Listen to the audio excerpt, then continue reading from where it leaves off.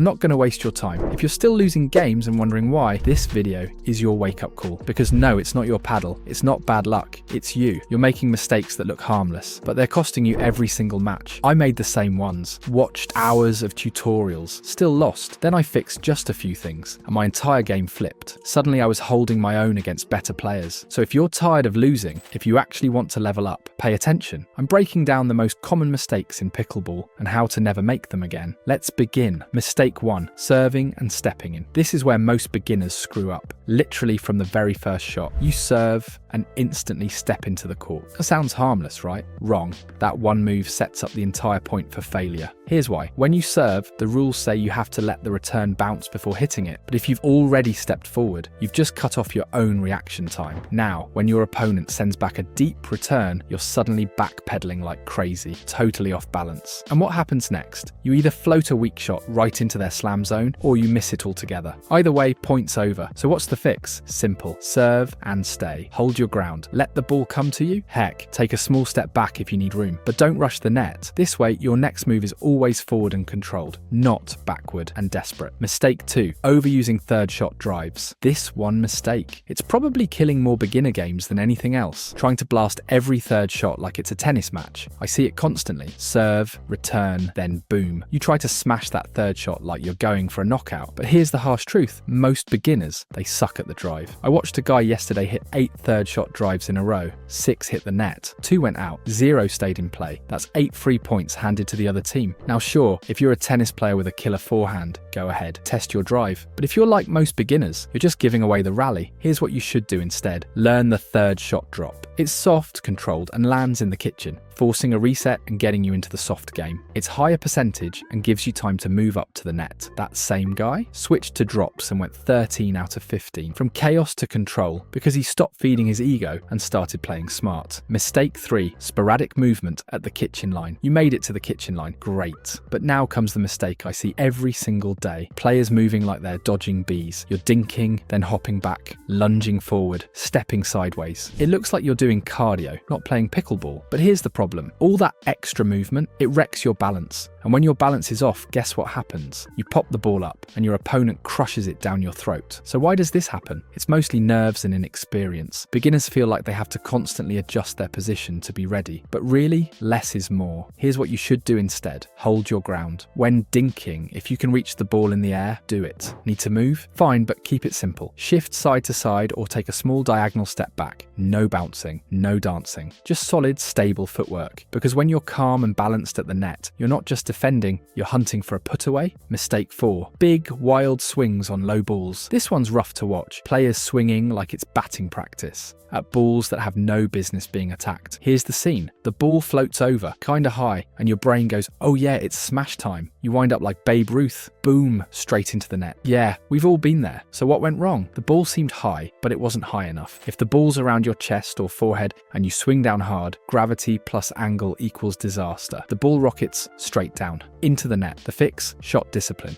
If it's above your head, by all means, crush it. Swing hard, follow through, get the point. But if it's below the forehead, don't swing. Punch. Stay low, paddle tight, and punch through. Forehand punch, backhand punch. Clean, controlled, deadly. The pros don't swing at everything. They wait for the right ball. You should too. Mistake 5, closed-mindedness. Alright, this mistake isn't just about technique, it's about mindset, and it might be holding you back more than anything else. Let me tell you a quick story. I played with 2 guys last week. Player 1 had been on the courts for a few months. Decent player. Confident, too confident. Every time he missed a shot, he'd shake his head like, I know exactly what went wrong. But here's the thing, he was almost always wrong. Player 2, total beginner, but curious. He asked questions constantly, watched every move, listened. He wasn't just playing, he was learning. Guess who got better way faster? Yup, the second guy, by a landslide. Here's the truth about pickleball. It looks simple, it feels casual, but it's layered. The more you play, the more you realize how much you don't know. So here's what to do if you want to grow fast. Ask for feedback. After a game, go to the best player you just faced and say, what's one thing I could improve? You'll be shocked how much gold you get from that one question. Can't find better players to talk to? Then watch them. Look around the court. Who's dominating? Watch how they move, how they choose their shots, how they talk to their partner. Just 10 minutes of intentional watching can unlock insights you'd never get just playing mindlessly for hours. Bottom line, open-minded players evolve. Closed-minded ones just stay stuck. Mistake 6, low paddle position at the net. Here's the final mistake, and it's a positioning error that's costing you points, keeping your paddle too low when you're at the kitchen line. Picture this. You've done all the hard work to get to the net. You hit a great third shot drop, worked your way up to the kitchen line, and now you're ready to dink. But your paddle is down by your waist. Suddenly, your opponent speeds up the ball toward your face, and now you have to bring your paddle all the way from your waist up to your face. That's way too much movement and way too slow. This was actually one of the first things that changed my game when I started playing. Here's the fix. Keep your paddle up in front of your face, not blocking your vision, but just slightly below eye level. Stay low in your stance, stay active and ready to move, but keep that paddle up. Now, when someone speeds up the ball, you just need to move your paddle a few inches to block it, not a few feet. Get into your ready position. Paddle up, body low, ready to react. Every time you dink, the paddle goes right back to that ready position. This one change will make you so much more solid at the net. Let me be real with you. Every great player you see today, they weren't born with perfect form. They just stopped repeating the same bad habits, one mistake at a time. And here's the truth. Leveling up in pickleball doesn't take talent. It takes awareness, intention, and the courage to admit, yeah, I've been doing that wrong. So next time you step on the court, don't just play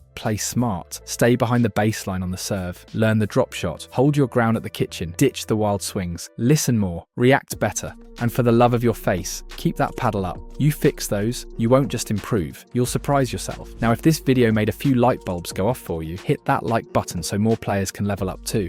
And hey, subscribe if you're serious about leaving average behind and playing like a pro.